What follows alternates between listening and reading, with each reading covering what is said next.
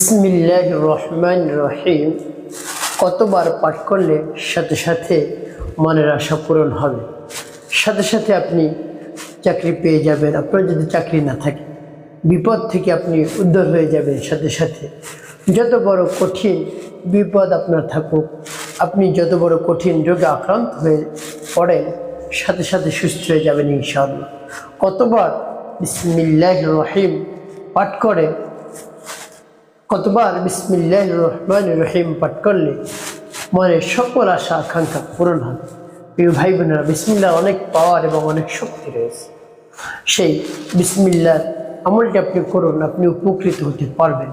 প্রিয় ভাই বোনেরা, আমরা অনেক সময় হতাশাগ্রস্ত হয়ে পড়ি, যদি চাকরি বাকরি না থাকে, তারপর বিপদগ্রস্ত হয়ে পড়ি, অসুস্থতার মধ্যে যদি ভুগতে থাকি, কোনোভাবেই রোগ দূর হচ্ছে না, ঔষধ সেবন করি, একের পর এক ডাক্তার দেখাই, একের পর এক, কোনোভাবেই সুস্থ হচ্ছে না, পেরেশানির মধ্যে পড়ে যায়।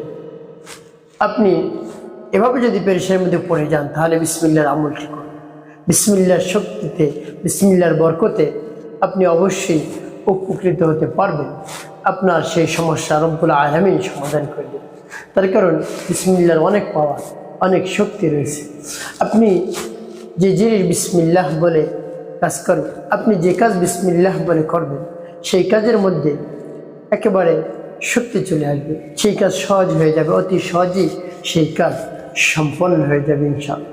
প্রিয় ভাই বোনেরা, আপনি বিপদগ্রস্তের মধ্যে পড়ে গিয়েছেন, আপনার অভাব রয়েছে, অনটন রয়েছে, সংসারে অশান্তি, কোনোভাবেই শান্তি ফিরে আসছে না, রহমত আসছে না, বরকত আসছে, আপনি কি করবেন? আপনি বিসমিল্লাহর আমলটি করুন, সব সমস্যার সমাধান হয়ে যাবে। আপনি প্রবাসী, আপনি বিদেশে চলে গিয়েছেন, নিজের দেশ ত্যাগ করে অন্য দেশে চলে গিয়েছেন, চাকরি পাচ্ছেন, হতাশাগ্রস্ত হয়ে পড়ছেন, দুশ্চিন্তার মধ্যে পড়ে গিয়েছেন। কোনো হতাশাগ্রস্ত হতে হবে না, দুশ্চিন্তাগ্রস্ত হতে হবে না। আপনি আমল করুন, আমার দেখার নিয়ে বলছি। আপনি চাকরি পেয়ে যাবেন, সমস্যা সমাধান হবে, সংসারে শান্তি আসবে, বরকত আসবে, রহমত আসবে, সন্তান যারা রয়েছে বাধ্যগত হয়ে যাবে, সন্তানের মনকে রব্বুল আলামিন নরম করে দিবে। যা বলবেন আপনি তাই সে করবে। প্রিয় ভাই বোনেরা, এভাবে বিসমিল্লাহর আমলটি আপনি করুন। প্রিয় ভাই বোনেরা, একটি উল্লেখযোগ্য একটি ঘটনা রয়েছে। বিসমিল্লাহ পাঠ করলে কী হয় দেখুন, কত শক্তি। এক স্বামী তার স্ত্রীর কাছে প্রতিদিন কাজ শেষে এসে টাকা দিত। সেই স্ত্রী কী করতো, প্রতিদিন একটা জায়গায় টাকাটা রাখতো, টাকাটা রেখে তার মতো সে কাজ করতো। একদিন তার স্বামী কী করলেন, একদিন তার স্বামী মনে মনে চিন্তা করলেন যে আমি তো প্রতিদিন টাকা এনে আমার স্ত্রীর কাছে দেই, টাকা কই রাখে আমি দেখি। তো সে লুকিয়ে লুকিয়ে দেখে ফেলল।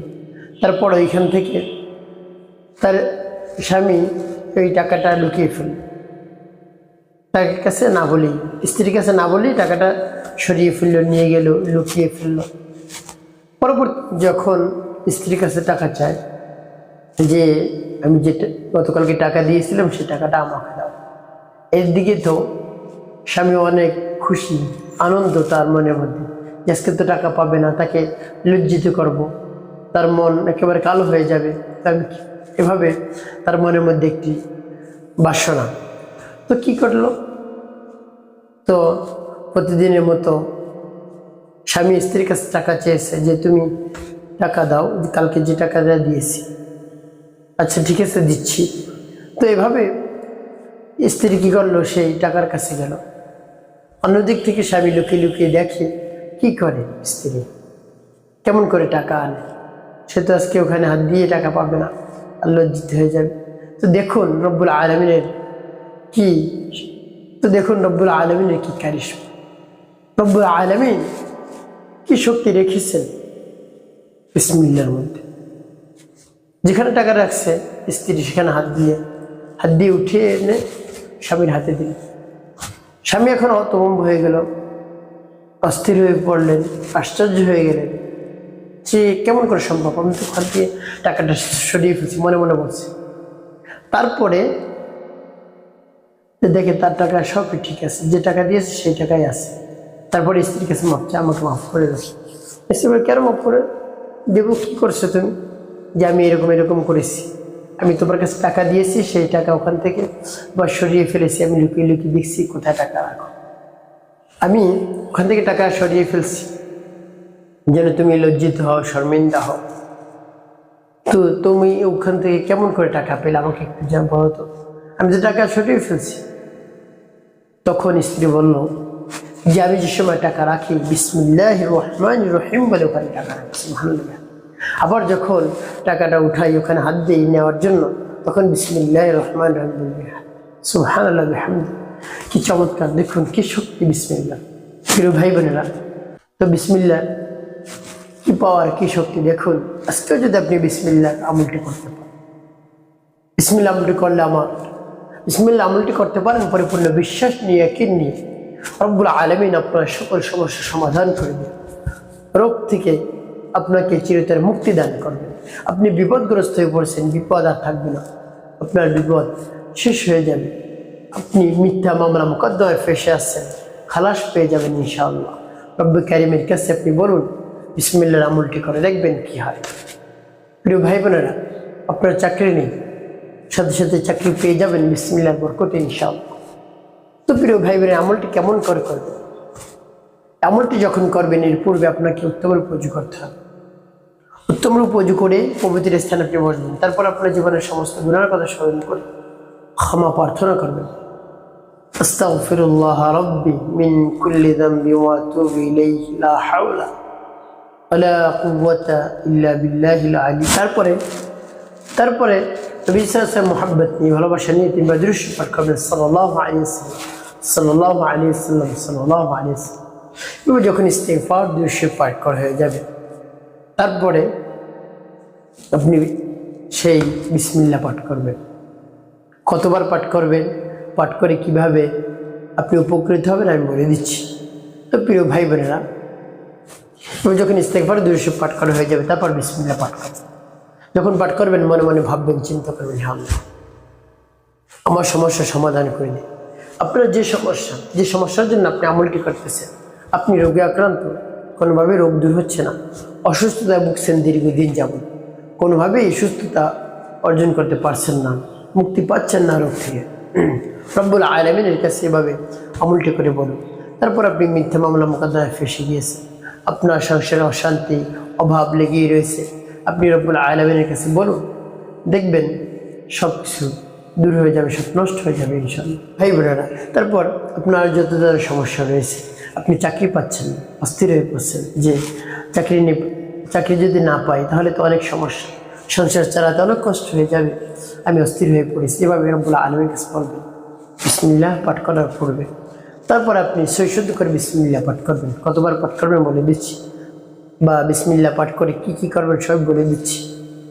যেমন বিসমিল্লাহির রহমানির রহিম, বিসমিল্লাহির রহমানির রহিম, বিসমিল্লাহির রহমানির রহিম, বিসমিল্লাহির রহমানির রহিম, বিসমিল্লাহির রহমানির রহিম, বিসমিল্লাহির রহমানির রহিম।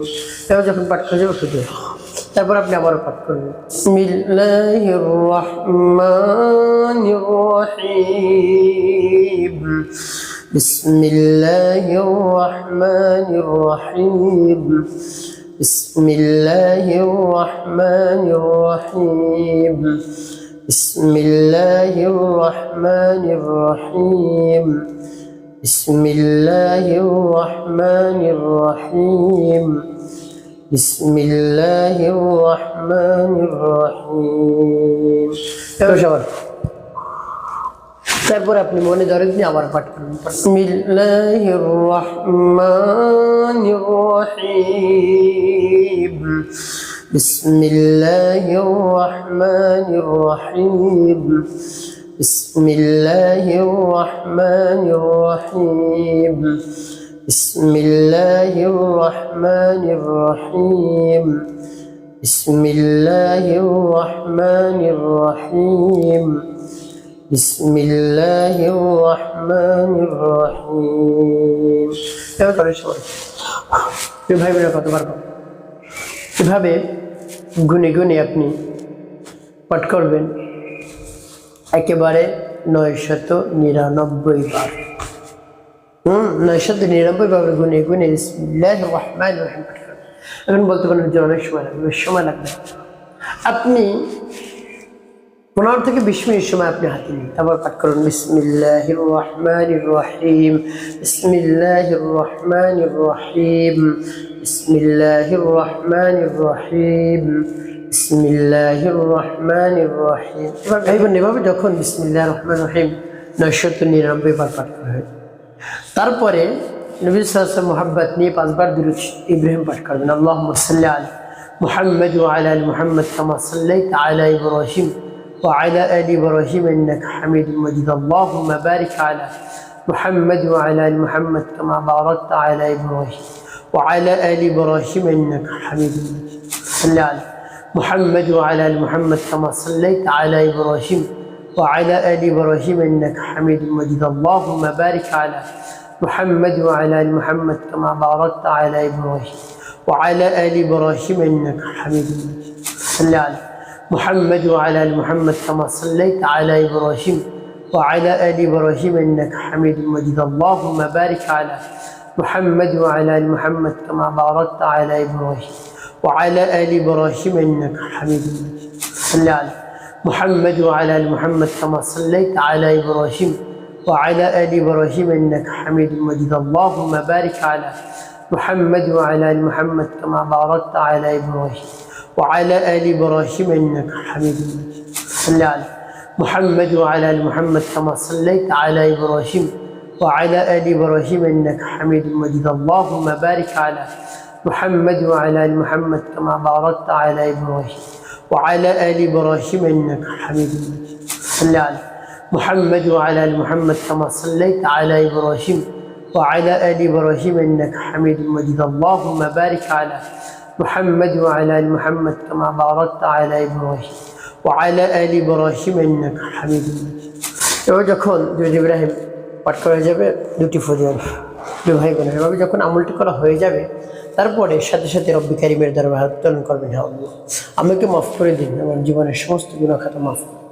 আমি খাঁটি তওবা করছি আল্লাহ, যত অন্য অপরাধ করেছি তার জন্য অনুতপ্ত হয়েছি, লজ্জিত হয়েছি, আর আমি গুনাহ করবো না হে আল্লাহ। এভাবে রব্বুল আলামিনের কাছে তারপরে আপনি রব্বুল আলামিনের প্রশংসা করবেন, হে আল্লাহ ইয়া হাইয়্যু ইয়া কাইয়্যুম ইয়া কাদিয়াল হাজাত ইয়া ওয়াহ্হাব হাবলি ইয়া হাইয়্যু ইয়া কাইয়্যুম ইয়া শাফিআল আমরাদ ইয়া দাফিআল বালিয়াত ইয়া হাল্লালাল মুশকিলাত। এভাবে রব্বুল আলামিনের কাছে বলবেন, হে আল্লাহ আপনি তো রোগ থেকে মুক্তিদাতা, আপনি তো সব কিছু দিয়ে থাকেন, অভাব দূর করেন, চাকরির ব্যবস্থা করে দিন, তারপরে যত ধরনের সমস্যা রয়েছে বিপদগ্রস্ত সব বিপদ আপনি দূর করে দিন, সব কিছু সহজ করে দিন, যত কঠিন সহজ করে দিন, আপনার শক্তির বাহিরে কিছুই নেই। এভাবে রব্বুল আলামিনে আপনি প্রশংসা করবেন। তারপরে আপনি তার কাছে চাইবেন, হে আল্লাহ আমি সুস্থ করে দেন, আপনার চাকরি নেই, চাকরির ব্যবস্থা করে দেন, হে আল্লাহ আমার হাতে টাকা নেই, টাকার ব্যবস্থা করে দেন, অভাবগ্রস্ত হয়ে পড়েছি, ঋণগ্রস্ত হয়ে পড়েছি, ঋণ পরিশোধ করার তৌফিক দান করুন, আপনি সব সমস্যার সমাধান করে দিন, সব কঠিন সহজ করে দিন। এভাবে রব্বুল আলামিনের কাছে বলবেন, অবশ্যই আপনি উপকৃত হতে পারবেন। প্রিয় ভাই বোনের একটি কথা মনে রাখতে হবে, 5 ওয়াক্ত নামাজ আপনাকে আদায় করতে হবে, মানুষের কল্যাণে খেদমতে কাজ করবেন, অবশ্যই আপনার জীবন হবে সুখময় এবং শান্তিপূর্ণ ইনশাআল্লাহ।